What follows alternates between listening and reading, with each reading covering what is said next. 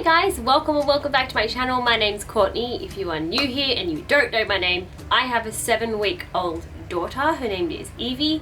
She's my second daughter, so I know a little bit more this time around of what I needed and things like that, but every baby is different. She is currently sleeping next to me in her bassinet, so let's see how much of this video I can get through without having to pick her up. These must-have items for the newborn stage is for me personally, and what I have found that I've needed this time around, and I think they're pretty much all the same things that I needed with my daughter, my first daughter as well. So here are the items that I use every single day or very frequently and just need in the newborn stage.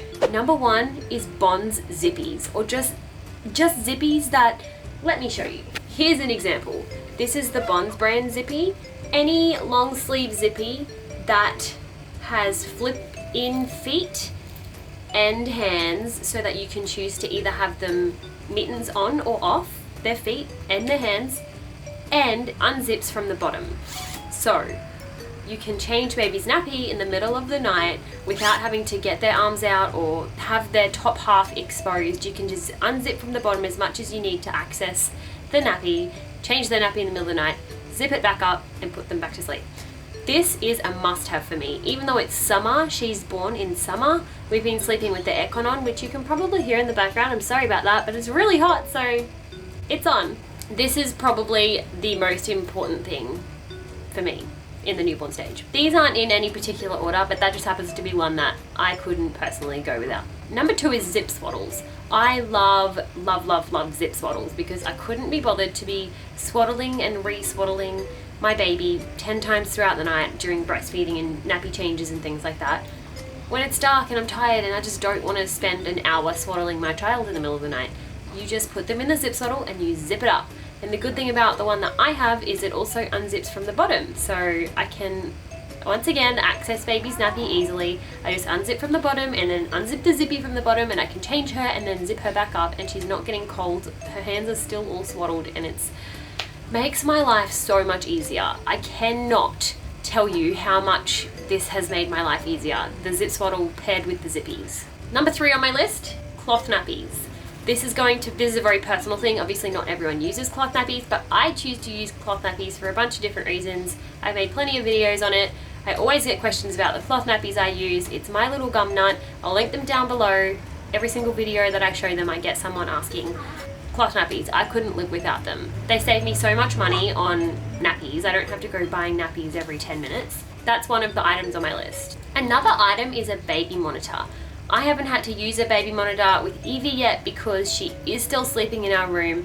But if you have a baby that you're planning on sleeping in their room straight away or for naps or whatever, a baby monitor is a must for me. I love to be able to see my baby. I love to know that she's safe. I love to know the temperature in the room.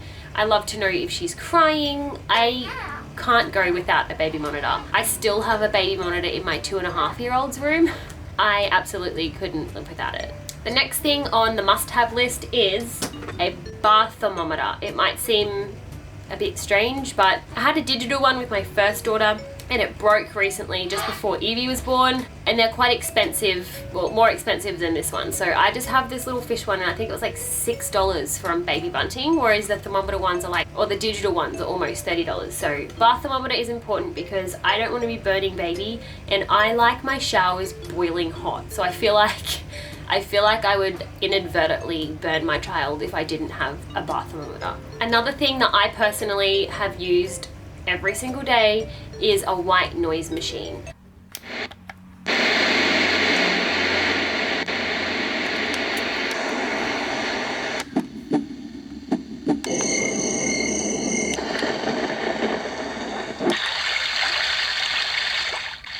I have a white noise machine in my 2-year-old daughter's room, my 2.5-year-old's room. She still uses it to this day. It drowns out background noise, and we live on a pretty busy street, so it drowns out the cars, and it helps her sleep better, I feel.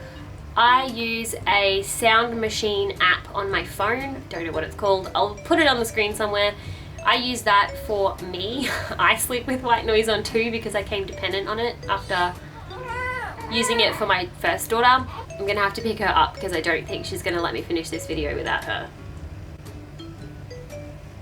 Anyway, I use an app on my phone for white noise. I find that the womb sounds work really good for Evie. She likes it. It makes her feel at home. I don't know. She sleeps better with it. She goes to sleep easier. She would probably be asleep right now if I had the white noise or the womb noise on for her, but I can't have it on because I'm filming. So let's get through this so I can put it on. The next thing on my list is gentle wipes. At the moment we're using these ones. These are just like a Coles brand one. So they're $2.80 for a packet, and they're gentle and they're 98% water.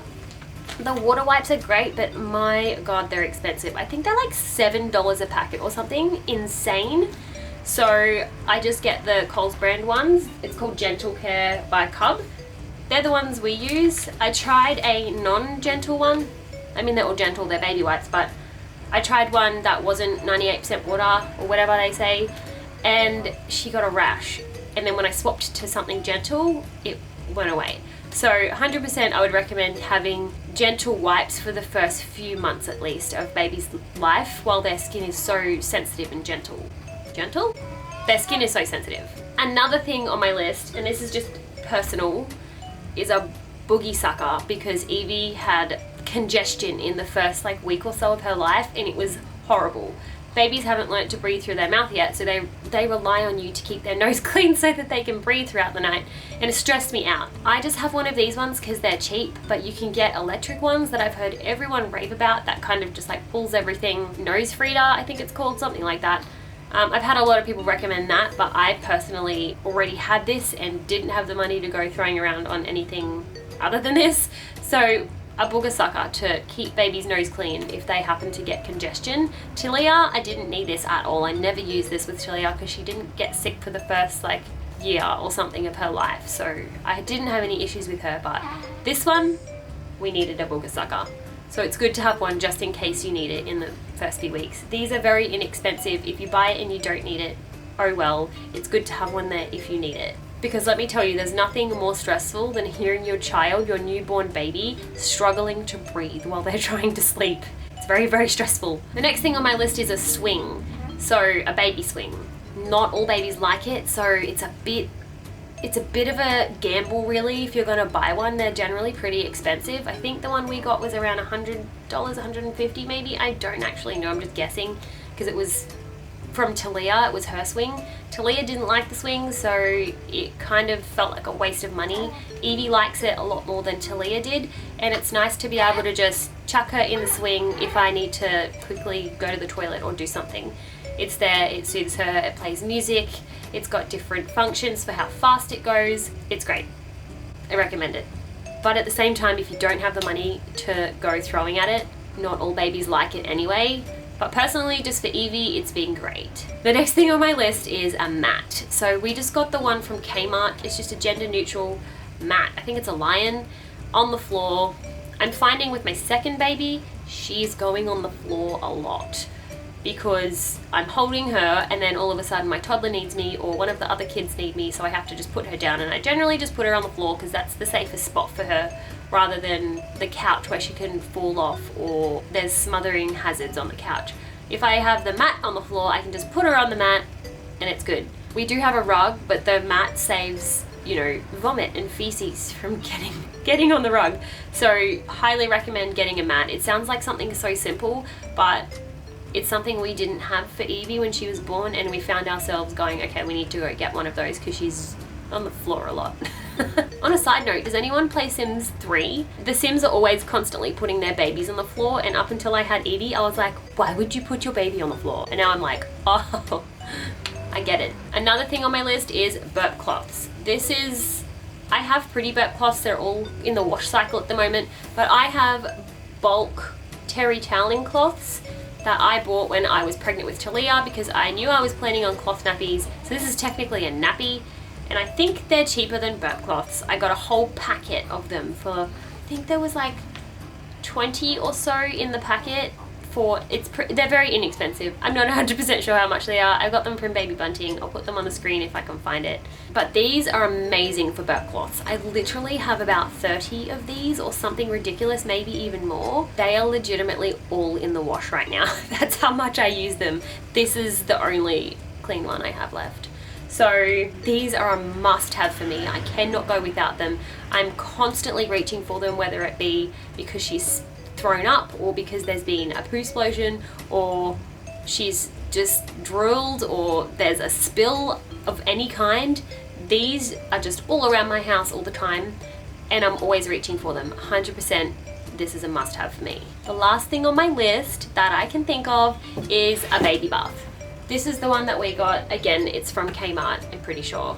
This saves us from having to fill the entire bathtub up with water. It's just easier, it's more convenient to just fill it up with water and just bath her in this instead of having to fill the entire bathtub up, waste a bunch of water, and it takes so much longer as well in the big bathtub to fill it up, obviously. So I would definitely recommend getting a baby bath if you don't already have one. Those are my absolute must-haves for the newborn stage. Like I said, it's a very personal thing. These things, some of these things you might not use, you might find you don't need, but just for me personally, this time around, these are the things that I'm finding myself using every single day. Anyway guys, thank you so much for watching. Don't forget to subscribe if you want to follow our journey. Give this video a thumbs up for Evie making it through the whole dang video without making me pick her up. Thumbs up for that, and I will see you guys in the next video. Bye!